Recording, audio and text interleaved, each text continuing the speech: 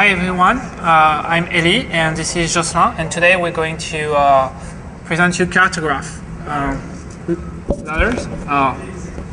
Okay, so we do a lot of reverse engineering with Jocelyn, and we thought that it might be fun to actually apply reverse engineering technique to games, and that's Kartograph. So you see on the slide you have a hashtag. It's Kartograph. We put for you a video of the demo of the tool, and also already put a slide. So if you want to gather them, you have the link directly on Twitter. So what is Kartograph? Kartograph is basically a memory analyzer, which we're going to do patching on-fly games, and we're going to show you how we can do that and how efficient it is to hack modern game. So why are we trying to do that? For multiple things. So you can do a lot of stuff with Kartograph. You can first try to have units which level faster. We can also have a way to have infinite monies or any resources you want. And we also have a way to have X-ray vision, meaning we can have, we know what your opponent is doing. And finally, we also have invincible unit. Before we start, let me show you what the end result is. So this is a video of Supreme Commander 2. And if you notice our tank on the bottom, it never dies. See the health bar is keep replenishing. That's Kartograph in action. It's basically replenishing the health pool. So do you want to know how we do that? Yes. Okay, so the way we do that is we are doing in-flight memory patching. So view your game as a huge chunk of memory, and what we try to do is to modify it. And if you modify it in the right way, then you end up having a nice effect. So having a building, having an infinite amount of money, and that kind of stuff. So the nice thing about doing in-flight patching of the memory is that it's a generic way to attack game. You can do this on any kind of game you want.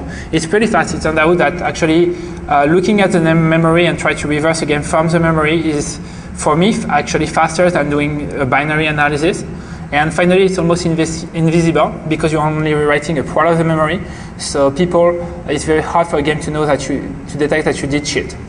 So actually, we have some drawback for this kind of game, for this kind of attack.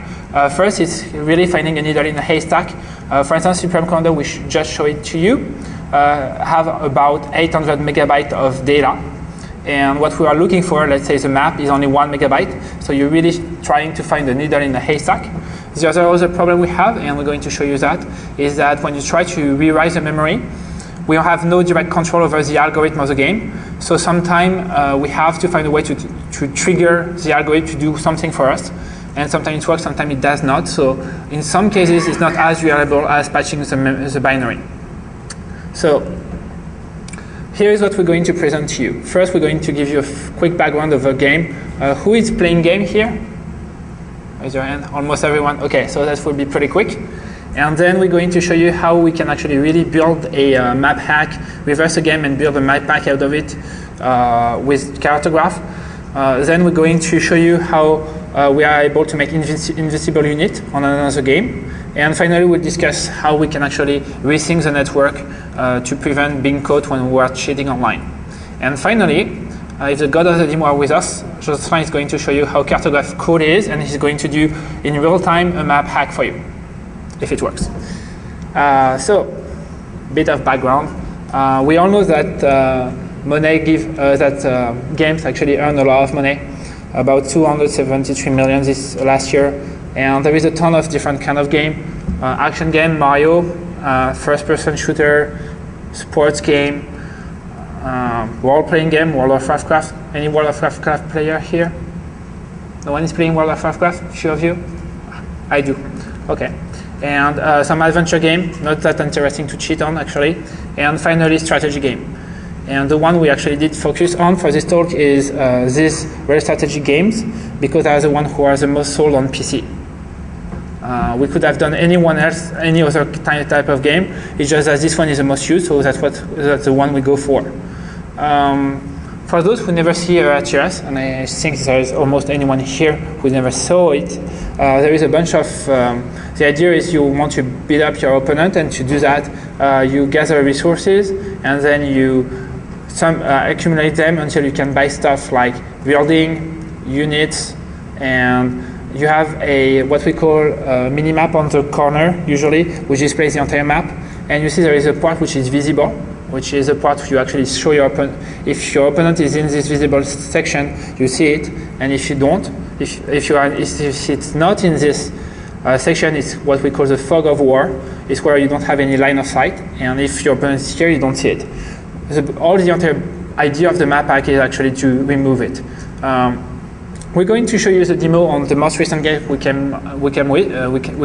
were able to find. This is Supreme Commander 2. It's a fairly straightforward real-time strategy game. It has been released in March, so it's the most recent one we came up with. The newest one is, of course, Starcraft 2. We're going to discuss this in a bit, but we hadn't had the game when we were doing this kind of demo. So fairly recent game, and you see all our unit, and if we move a unit onto the top, you will see that we are able to see the fog of war in effect, and our opponent is going to show up. And all the tutorial for this first part will be to actually lift off this restriction. So, as we said, there is multiple ways to cheat on our RTS. The first one is to try to have more resources. The second one is having more units, some units which are cheaper or have more health point, invincible unit if you want. And finally, you can also do this kind of map hack. So a map hack visually is just this, right? We try to rewrite the memory and fool the game into thinking that we can see everything. So if we are successful, you basically see the entire map. So there is no spoon. It might seem that there is three kinds of hack: one for resources, one for unit, and one for map hack. Actually, it's not true. For our perspective, it's only a bunch of bits, and all we have to do is find the algorithm to figure out which bit is what, and try to flip them in the right order so we can trigger an effect. So it's basically going through the matrix and see it and try to modify it. So how we build a map hack? We had to find a way. The hard part was to find a way to instrument the game in a way that gives us enough information so we know where to look for. So we do that in four steps. The first step would be to reduce the part of memory we want to consider as the potential place where the structure is. Then we want to find it visually, and then we try to understand it by doing some testing. And finally, we just rewrite it on fly, and either one time or multiple times, depending on which kind of rewriting we need. So how we do that is first we acquire the memory. Kartograph basically reads the entire memory. That's why we had to move to 64-bit. That's where actually 64-bit is great for us. Is when a game for Supreme Commander 2 takes like 800 megabytes of memory, we have to have at least 6 or 7 gigabytes of RAM to actually hold it in multiple places and do a lot of computation on it. So we work on Windows 7 64-bits. You can't do that in a 32-bit architecture, actually. But memory is cheap, right? So the first step to instrument the game is we first by playing the game, and we try everything except discovering the map, and we're going only to keep what is the part which did not move because we didn't discover the map, so it must be a memory which didn't change. And it should help us to reduce what we are considering. Then in the second step, we're going to discover the map, and only discover the map, and this time we ask only the memory, we only keep the memory which did change. So it helps us to reduce further how many memory we need to consider. And finally, we do a third step just to clean up a little bit more, and we play the game again. And after that, we should have a fairly small chunk of memory, usually 2 or 3 megabytes, where we know the map is in it, and then we have to look at it visually. That's what we're going to show you. So how do we acquire the game memory for real? This is a video of Kartograph in action. So we're going to select the process of Supreme Commander, and then we're going to read the memory from it. It takes a bit of time because the memory, as I said, is 800 megabytes, and for each of them we have to store the address and the value. So basically we have to store 1.6 gigabytes of data for this step. So it takes a little bit of time. You click on I'm going to do a map hack. There is a ton of buttons in the interface. For those who wonder, Kartograph has been developed in C#.net. So we do that, and hopefully when this step is done, we can move on and try to do something else, which is we try to remove unrelated memory. Same idea. We go back to the game, and then we try to trigger as many stuff as we can, either by creating new units looking at our building, rotating the camera, doing zooming, because this game have a huge level of zoom. So basically we try to change as many memory which is unrelated to the game to narrow down what we have. And then we ask Kartograph to remove everything which did change, and this is actually faster, and we're going to basically knock off about 100 megabytes of data which is not related to the map. And it's pretty quick. Then, so you see the progress bar in green in the middle of the video. Okay, so when this is done, we have to do the most important step. We have to use a couple of units to discover the map, and then keep only which part of the memory has been changed. Actually, we never have a clean screenshot because a lot of things are happening all the time. But it's really reduced the map from about 600 megabytes to 2.5 megabytes. So let's see that. So you're going to see on the video, I'm going to move 2 units to the bottom left of the map. You will see them right now. Here they go. So 1 and 2. So basically I'm discovering the bottom left of the map and try to remember the shape because that's the one we're going to look in the memory. So when we have that, we do a third step.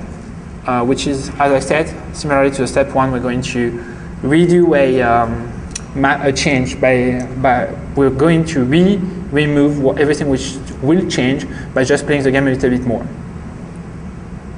Okay, I think I skipped the video. Okay. So same thing, we try to move a little bit. It doesn't have to be long, it's just really efficient.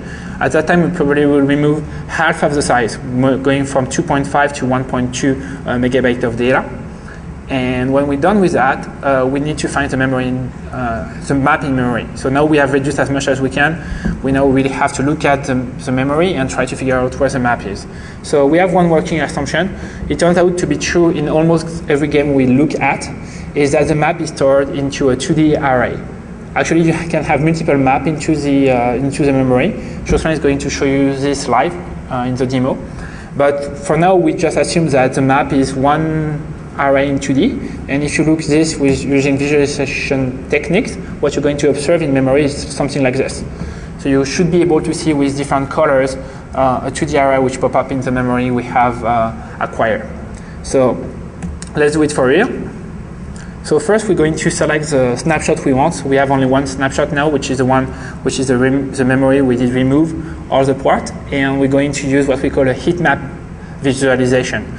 The heat map visualization is simply having 1 pixel for each bit of the memory and assigning different colors depending on the value. And if we scroll down to it, I'm not sure it's very visible on the screen. On the bottom of the map, you have a very strange shape. Can everyone see it? You see on the bottom of the shape? You see the shape on the bottom? It's like a tilted line, right? It exactly looks almost like what we have as the 2 unit. Yeah? Okay, so I'm going to show you a zoom of it, but that's the idea. So that's exactly what we see from Kartograph. And we're going to try to isolate this potential map. If you look in memory, here's what it looks like. This is, on the left, this is a game. On the right, this is what we can have by doing a heat map visualization of this part of the memory. So you see it really looks like the map we have in-game. And Supreme Commander 2 is a specific kind of map. It's what we call an additive visibility map, meaning that every time you have a unit, it actually increases the value with 1 by 1. So if you have 2 units, the value will be 2. If you have 3 units, the value will be 3. So basically, every time you move a unit, it actually subtracts or adds visibility point to all the map. So the way we're going to hack it is we're going to rewrite the entire memory with FFF, meaning that we have 255 units which are actually able to view each square of the map. And we're going to do this continuously into memory, because every time you move a unit, you actually decrease it. So at some point, if we don't do it, the map app tend to fade. So how we came up with the idea this is an additive structure is because we were able to use another trick, which is called a diff map. So remember, this was the situation of the game, and what we're going to do is we're going to move 1 unit, right? We know where the map is, so what we're going to do is we're just going to move the unit from bottom to up and have 2 different positions, and we're going to use what we call a diff map. So the diff map is basically a heat map with 2 colors. Blue means nothing changed, red means change. And if you look here, we're going to put you side by side with the previous map. You see that the only spot which did move was the one where the unit was, right? Everyone sees that? Okay, so far so good. So now we can look at the value. You see the tooltip of Kartograph actually display you what the value is. So we know what the value was before and what the value is now. So we can have a guess of how the algorithm works. Once again, we're only comparing with the storage structure, not the algorithm. So we have to count on the game to actually reprocess the storage structure, and sometimes it works, sometimes it does not. So at that point, it's almost done, right? We know what to rewrite, we know where to write it, so it's basically just spawning a thread and writing the memory of the game. And do you want to see how it looked like? Okay, good. So here is the video when you try to rewrite it. So it's an in-game visualization of it. So as you see, on the top, there is my opponent. I can't see it. That's the fog of war. And we just rewrite it right now as we speak. So what will happen is it will pop. And you will see that the game will really believe that, see, here you go. And as you see, the game is completely full, believing that we can see everything. And our defense tower are starting to shoot at the unit. We can even click on the building. It's completely invisible. At that point, you have a full map hack. Pretty cool, right? Sure. So, how many of you did order Starcraft 2? Oh, Starcraft 2? Yes, just released, right? And some of you, as the most. So we wanted to show you how to do that for Starcraft 2. We didn't have time, sorry, but we have something for you. So this is Starcraft 2, and we are not ready to. We tried to do it, but it was really quick. Game been released 2 days ago. So what we have is we were able to find the minimap. Doesn't mean that we can rewrite it to actually make something useful of it, but we are able to find it in memory. If you see, it's just in mirror side, but you can see the minimap. So we are able to actually already find the minimap from Starcraft 2. So it's really, this approach can work on any modern game we know. If you have any other idea of game you think we should try, you can just send us a tweet or email. We'll be happy to try. By the way, we're not going to release the tool. Sorry. And sometime, we were at the lab really late at night and we tried a bunch of games and we have some unexpected effect. So we want just to show you one to see what odd thing we can come up with. So I think it was like two months ago. Yeah, 2 months ago we tried to do Anno, which is a strategy game, and we were messing up with the visibility map. So we were trying one effect here, and we had trap running, and we just tried to put our boat into the fog. Well, in a way we did succeed to find the map. We just make it a fog permanent. Yeah. The underlying reason why it's not working is because actually when you remove the fog, the algorithm do not reprocess the map, so you can't actually remove it because it's already removed. Just you don't know it. That's the kind of effect. We have a bunch of video like this. In Civilization 4, for instance, we were able to have the map completely disappear. Don't see anything else. That kind of side effect, right? So when you tamper with memory, you never know what happened. A little bit about unit hacking.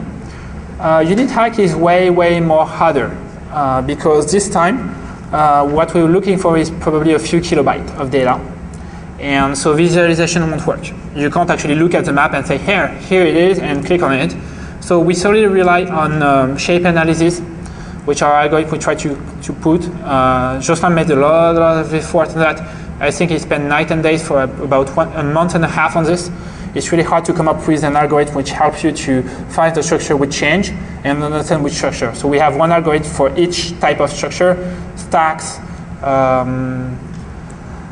chained list, pointer list, and so forth. To give you an idea how we do that, we have a bunch of heuristics. So if you want to decide to find a stack of pointer, what we do is we make sure that the memory we're considering is only having one integer added every time we create a unit.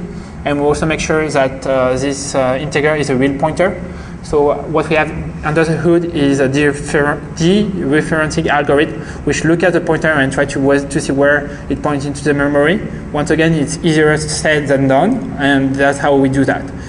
The basic idea to narrow down the memory we are considering is simply the same idea. We build unit. We build unit, and every time we build a unit, the possible place where the unit list is keeps decreasing until we have a very short one. small one, sorry. So when we have this memory, we go back to our idea of using visualization, and here you go. This is a visualization of the unit list of Age of Empire 3, I guess, on this one. As you see, we have only like a strip. Each strip represents one unit, so if you have 5 units, it's 5 strips, and the black void between each unit is basically a bunch of memory which is not related to the unit list. So it's really hard then, when we have that, we have to figure out how the units work. Any idea how we do that? Yeah, you get the right idea, exactly. So the way we do that is exactly like this. We go back to the idea of using a diff map. So we start with the unit which is completely blue. The memory of the unit will be blue because we don't move it, we don't do anything with it. And then to know where the coordinates of the unit are stored, we just make it move. And by make it move, we're able to know which part of the memory changed, so we know where the coordinates are. And then we have to figure out how the coordinate system works. And when we know that, we're able to have units which teleport across the map. Pretty cool hack. And the one we really like is we try to have invincible unit, and to do that, that's the way we do is we basically attack our own unit, and we make it bleed, right? So we shoot at them, and hopefully we know by looking where the HP decrease to know where the HP points are. And as a result, you get something like this, right? You get 4 units, which are able to completely whip off a base because they're just not dying. Look, you can notice that our health bar are black. Is because when we rewrite the memory, what happened is we probably also rewrite the color of the bar. We have no way to tell where the color is because it also changed with the health point. But as you can see, we are able to have invincible units, right? Pretty cool.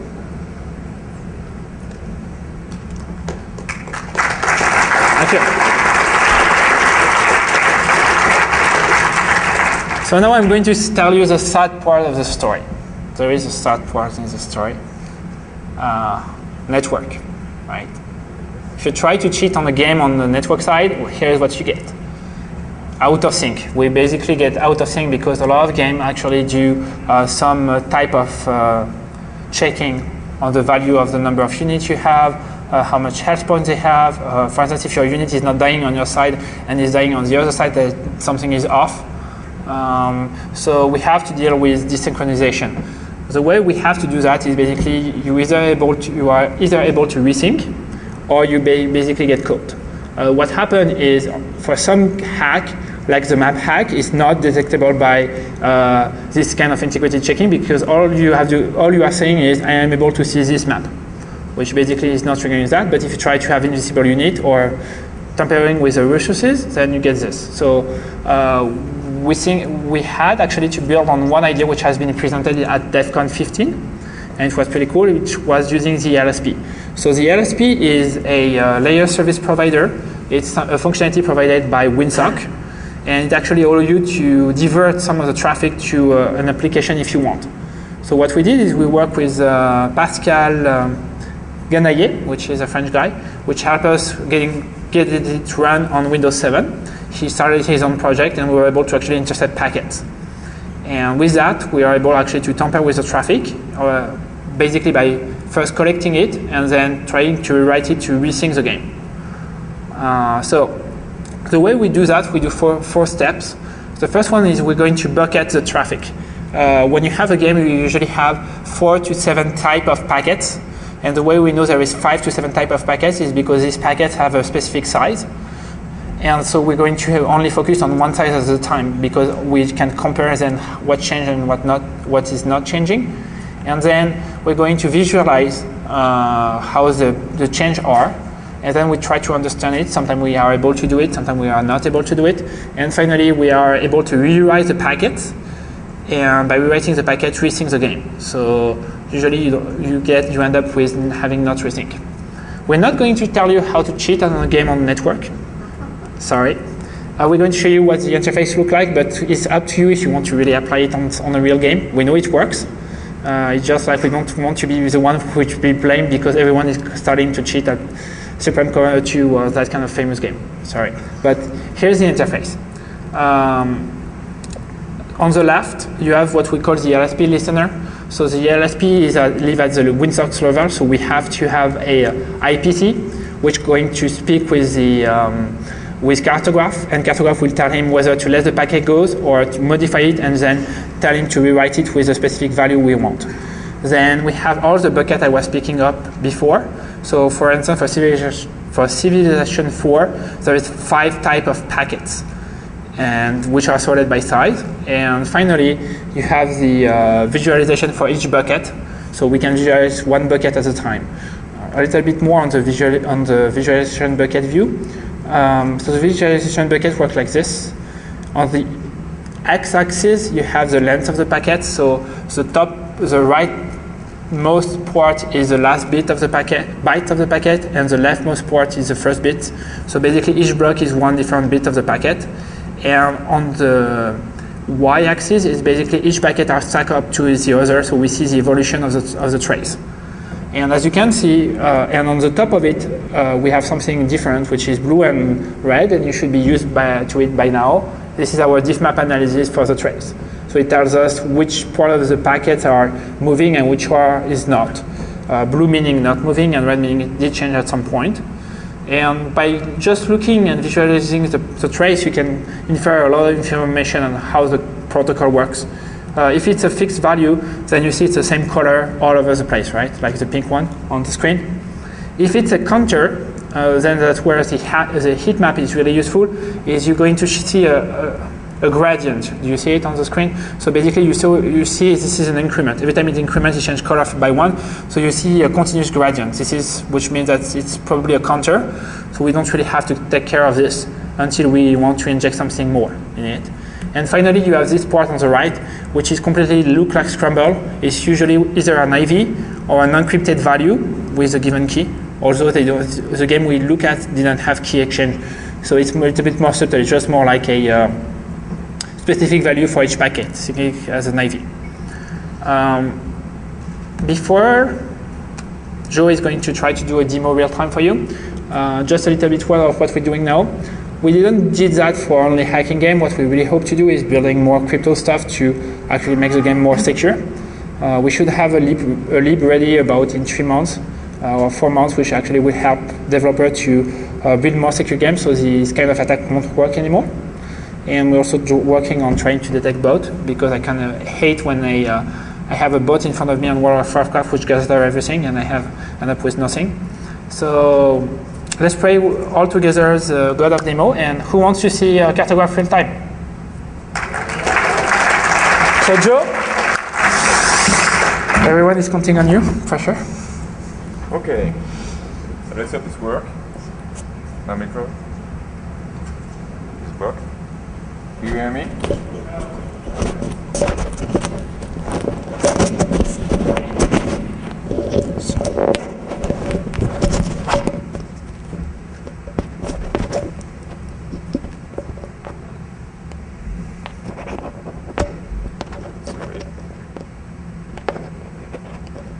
Okay, better now? No screen?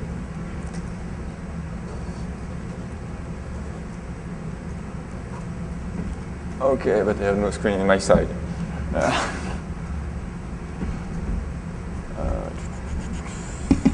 You see something?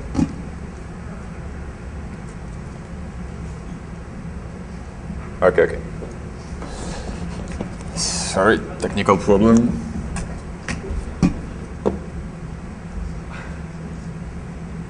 This one? No. This one? Yeah? Yeah. Ah! Oh, I got your... I see nothing.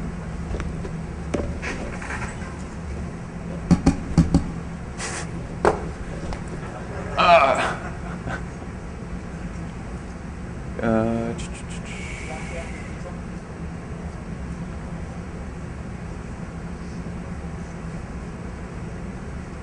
Will it be working?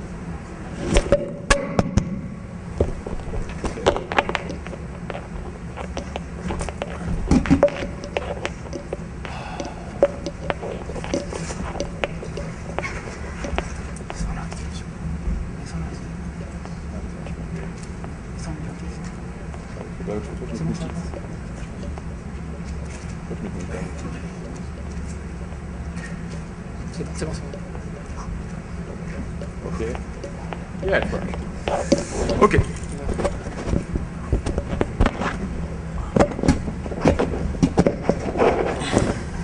It's okay like this.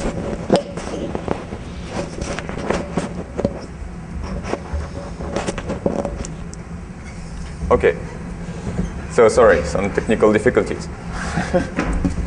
So I'm going to show you how to make a map pack on Age of Empires 3 because I'm only using my little MacBook, so I don't have a lot of memory, but it still works and it's still cool. So just starting a game. Here is Kartograph. So first step, I will just choose a good process. If I find it, okay.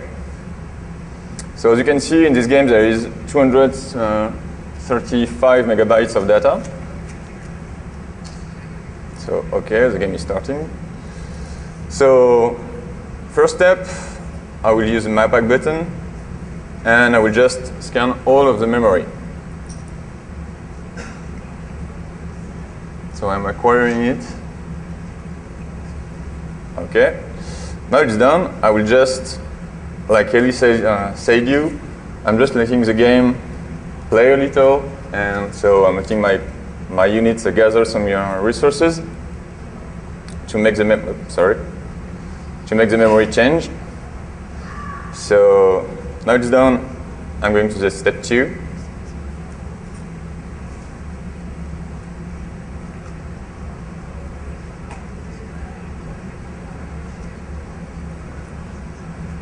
Want to work. Okay.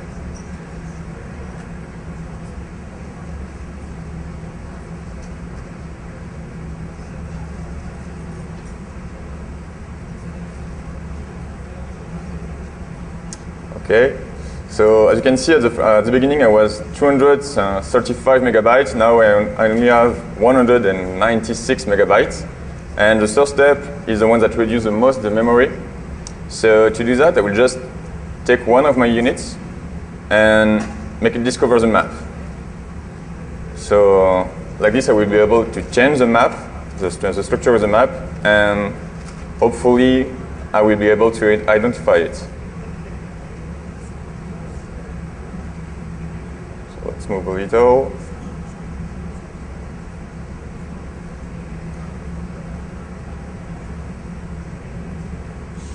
Okay.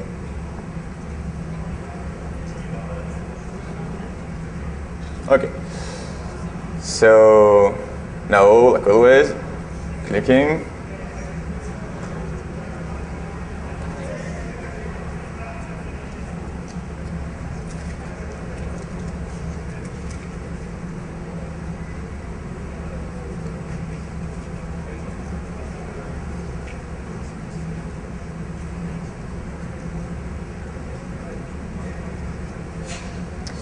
Okay, and now you can see I only have 3 megabytes left.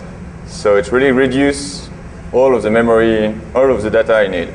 So now I just have to let the game play a little more to reduce a little more of the memory left. Okay, it will be enough. Now it's pretty quick. And here is now the interface for the screenshot manager. And as you can see, the screenshot is only 1.8 megabytes. I will use the heatmap to visualize it and hopefully find the map. So here's the heatmap. So as you can see, there is a lot of data left, but not so much. All of the black spots here compress memory space that is not relevant. So there's a lot of stuff. And here, as you can see, we can see like 2 maps, the blue one and the brown one. But in fact, because I know this game already, I know that these two one are only the mini-map. They're not the one I'm interested in. The one I'm interested in should be I think it's this one. Like all this color, here it's not really look like a map, but when I will zoom on it, it will really look like a map. I hope. So here I'm just trying to grab the good memory, the good addresses memory. Here it's done. As you can see here, I have the memory, the true address memory. I just grab, and oh, doesn't work in the middle.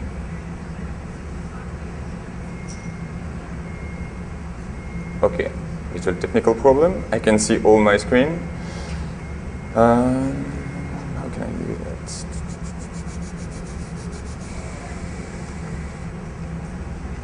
Sorry.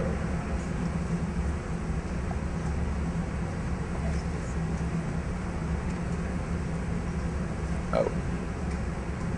Why is there some... Why can't I... Je peux pas le voir, je peux pas écrire. How can I do that? I can do my snapshot. I can access my my screen. I will try to change the resolution just for a minute. Hope it will work.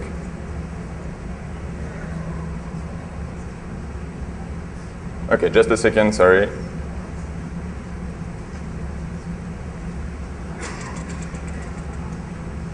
Okay, it's better on my screen. I just have to do the manipulation again.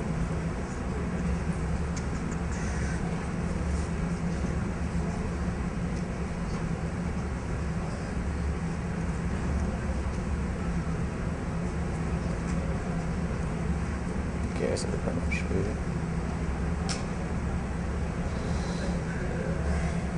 Some technical difficulties, sorry. We'll be back in a few seconds.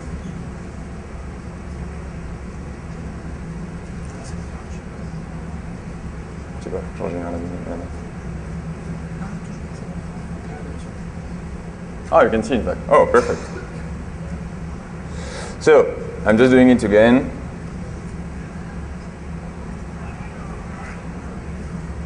Okay, and someone right here. So as you can see, this is the part that I wasn't able to see. And this is the most important part because it's where I write the memory. So here are the two addresses I just select. I do a new snapshot. Here it is. And I will use a button that try to increase the size of the snapshot just to hold the memory, or hold the map. And I will zoom a little on it. Something like that. It looks like gibberish, but if I find a way to align it, just have to find the good alignment.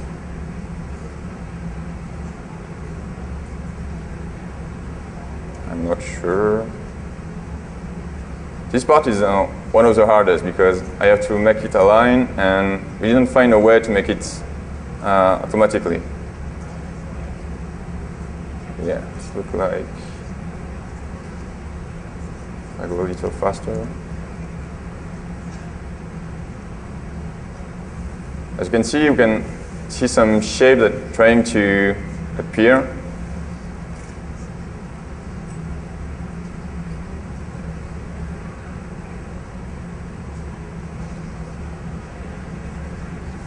I hope.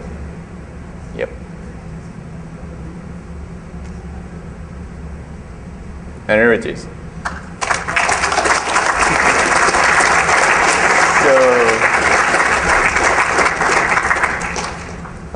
This map is kind of different of the one that Ellie showed you. It's not an additive visibility map. It's a bit mask map. So here's my base. As you can see, the value are 0, 2, 0, 2, and this is my value. The first the two bytes of high value are my actual visibility, and the two lower, the 0, 2, are what I already saw, but I can't see anymore. Like for example, here I can see, and where's my unit to be? Somewhere here. Here I was here, but I'm not here anymore, so I can just show the I can show the game, but not the units. So all I have to do, and everything else, sorry, is the NPC player that have a visibility 2 and is stored in the same map. So their value are 0, 1. And here must be my opponent, and his value is 0, 4.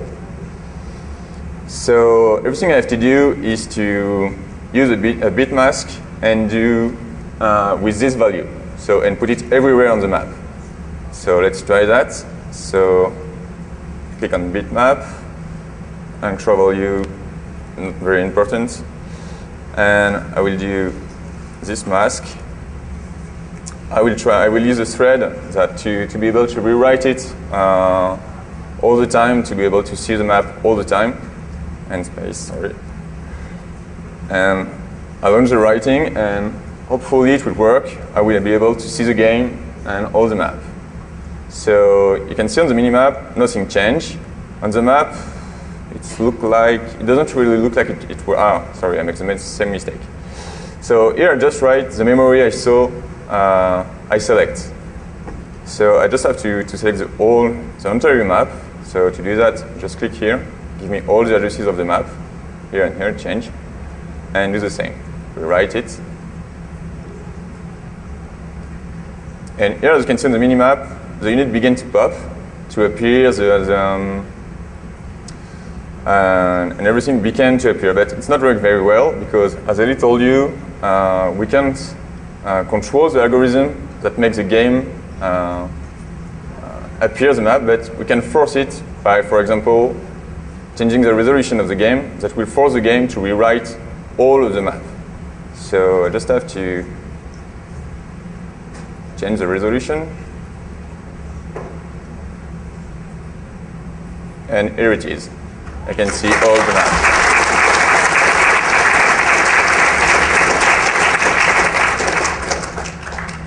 And that's it. Now you can cheat on your game if you want. It's bad. Don't do that. So, and to conclude,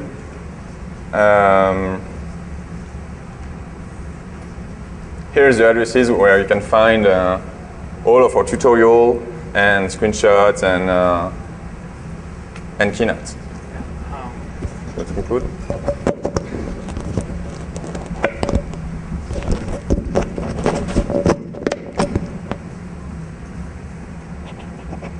So yeah, just to let you know, if you didn't follow everything we did into the demo, we spent a lot of time with Joe to build a tutorial for you, which is about 10 minutes, which actually sums up everything we did. So you can have it on video, and we also put the slide online if you want them. Don't hesitate to share them with your friend. We'll be happy. And if you have any question, it's room 106, and we'll be happy to answer your question, or even show you a little bit more of the tool if you want to play with it. Be happy to show you how it do everything. And thanks for attending our talk. I hope you had fun with us. And that's it.